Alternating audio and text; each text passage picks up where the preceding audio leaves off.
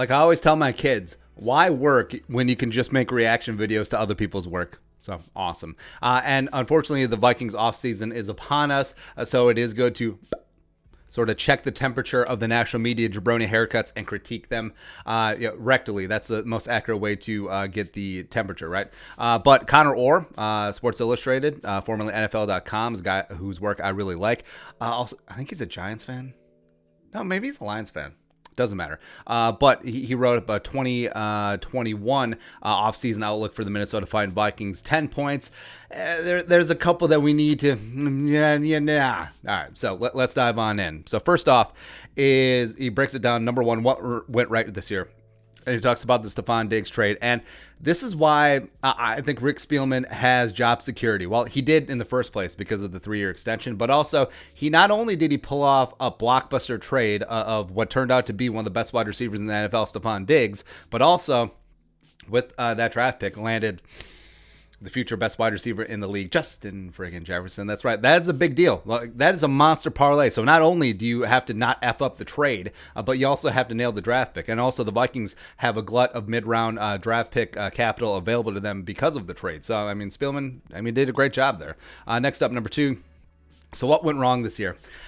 So Connor talks about the pressure on Cousins as well as a little bit too much on Dalvin's plate, even though he was just dragging this team, dragging their ass along midseason. But also, they talk about the defense. This defense headline was uncharacteristically bad season for Mike Zimmer, the play caller, blah, blah, blah. But it doesn't talk about the injuries, doesn't talk about all the circumstances, doesn't really talk about the offseason turnover of personnel as well. Losing Linval and Everson and Xavier and Waynes and Mack and bringing in all the young guys. Minor detail as well as the offseason, even though, yes, everyone had the same offseason parameters. Not everyone had the same, roster ramifications of trying to reboot on the fly. Next up, number 3, a big question this offseason: quarterback of the future. Yeah.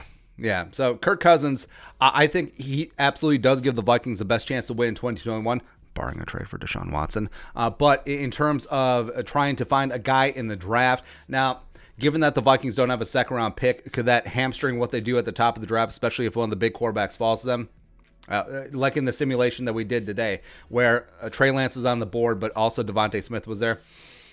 It's rough. And in a more realistic scenario, if the Vikings really want to rebuild that offensive line or really rebuild that defensive interior, they may have a choice. It might not be the first round, but also you look at the third round. Maybe it comes down to Desmond Ridder or Kellen Mond or whoever, quarterback TBD, or a guy on the defensive line that can start right away. Because if the Vikings commit to Cousins for the next 2 seasons, which, again, Kirk will be here for 0 years or 2 more years, then they'll have to decide.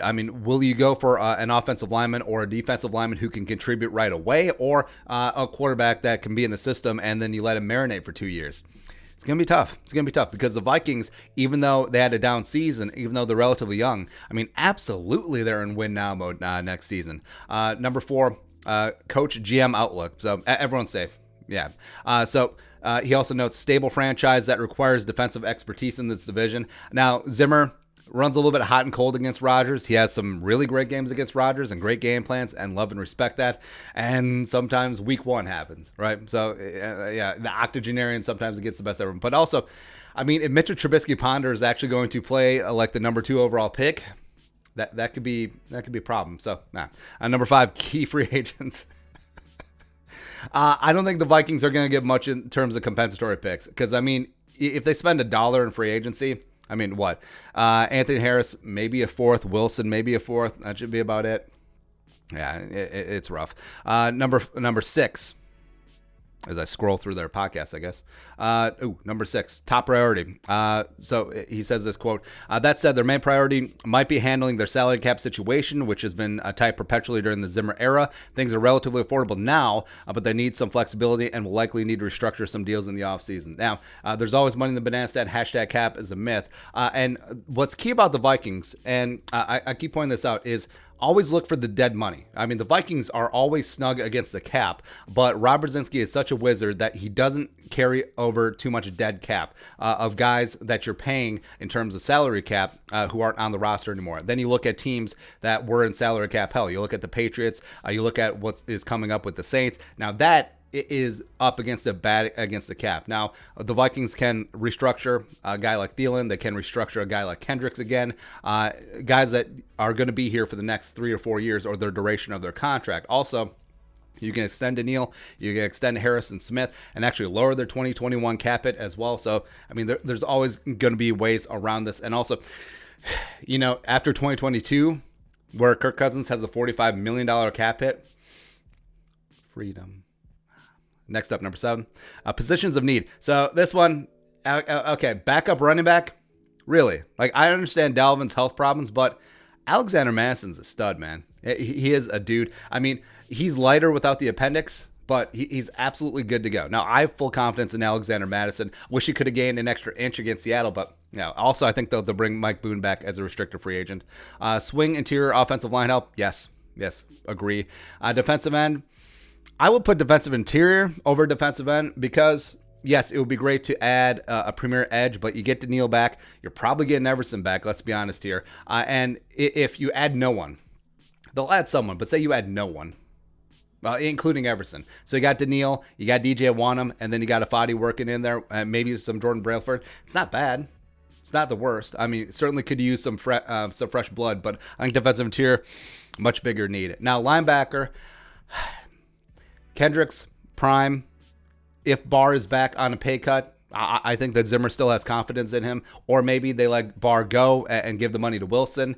Then you still have Troy Dye. You're probably going to bring back Todd Davis. So, I think that's less of a need. 8, sensible plan to fix them. Number 8, he says, quote, if they could conjure some cap space, getting involved in second-tier edge market might make some sense. Solomon Thomas, Trent Murphy, Olivier Vernon. Oof. It just came off that injury. Hassan Riddick, as well as all other players that could pop up. Blah, blah, blah, blah, blah, blah. I agree in terms of secondary free agency, but also I wouldn't necessarily target edge. Like, I think that this edge class is so deep that even in the 3rd, 4th, 5th rounds, you can find some very intriguing edge prospects, which has been Andre Patterson's forte. Also, I wouldn't be mad if they go edge rounds 1 or rounds 2. Now, second tier market in terms of defensive interiors, that gets a little bit more interesting, as well as cornerbacks. Because I think as much as I love the rookies coming in, I would like a mid-tier veteran that can start right away opposite Dantzler. Gladney kicks into slot and nickel, and then Harrison Hand just sort of chills. Number 9, outside the box ways to fix them. Trading Kirk Cousins. Now, that would solve your cap space problem because that would take off $21 million off the 2021 cap, and then $35 million that's completely gone in 2022. So, number 10. This is the coup de grace. Love this one. So, number 10. Next time we'll realistically see them in the playoffs. 2021. With the expanded format, it wouldn't be surprising to see the NFC North consistently send 2 teams to the playoffs every year. How about just one? How about just un? There's no reason to think the Vikings will set out the playoffs again, especially with so many reinforcements on the way. Yeah, Hunter back, Pierce back. Well, here for the first time. Everson probably back. Eric Kendricks back. A bolstering of the offensive line. One time. You feel good. You absolutely do feel good. And then knock off the octogenarian Aaron Rodgers and the 12-year-old boy. Whew. Let's go get some. That's right. But your thoughts on our thoughts, on Sports Illustrated's thoughts on the 2021 Vikings offseason, let us know in the comment section below. Subscribe for daily Vikings takes. Want to support that work, post on the Venmo. But until next time, Skol, production value.